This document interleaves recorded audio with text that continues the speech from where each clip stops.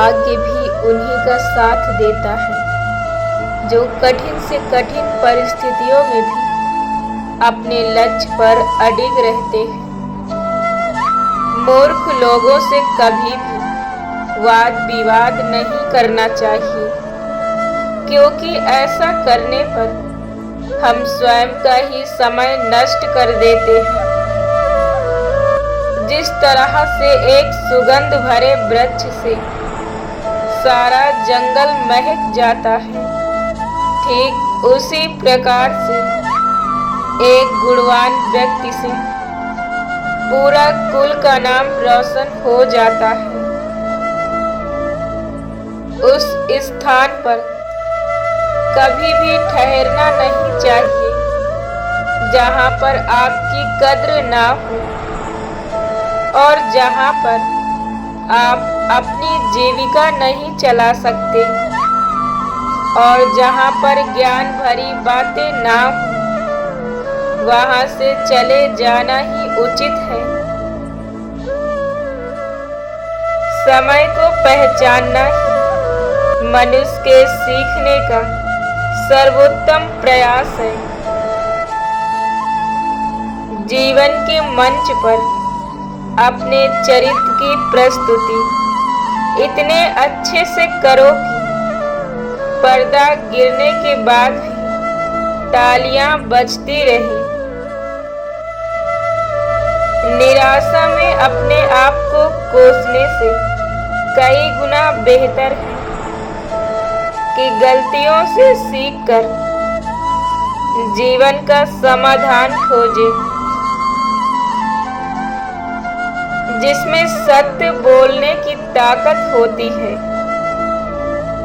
उसे ही सबसे ज्यादा नफरत की ज्वाला का शिकार बनना पड़ता है।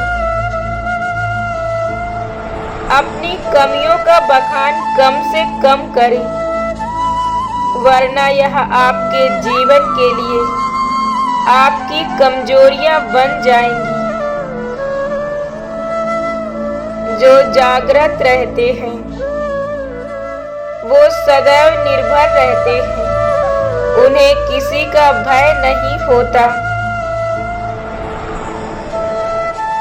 दूसरों की गलतियों से सीखने वाला व्यक्ति ही आखिर बुद्धिमान कहलाता है, क्योंकि खुद की गलतियों से सीखने के लिए जीवन बहुत छोटा है।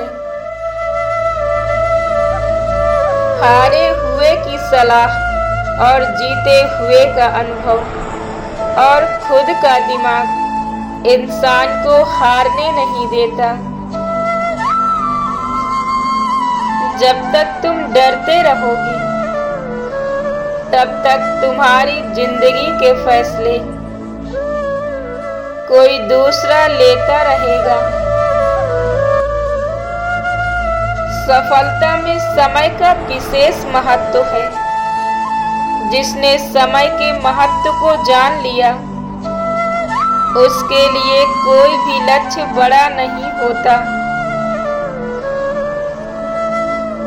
भगवान मूर्तियों में नहीं बसता, आपकी अनुभूति ही आपका ईश्वर है और आपकी आत्मा ही आपका मंदिर है। अपने कर्म पर विश्वास रखिए, राशियों पर नहीं। राशि तो राम और रावण की भी एक ही थी,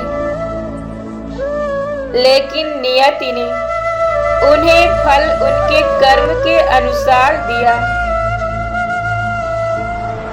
जीवन और चुनौतियां हर किसी के किस्से में आती हैं, क्योंकि किस्मत को आजमाती है।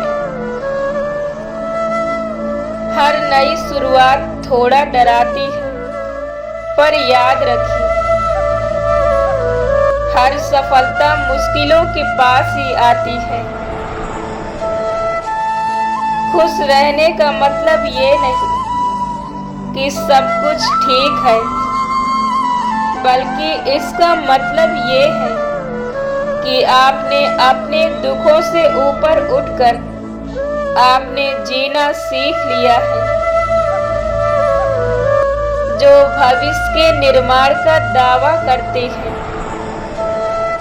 वर्तमान का दायित्व भी उन्हीं का होता है।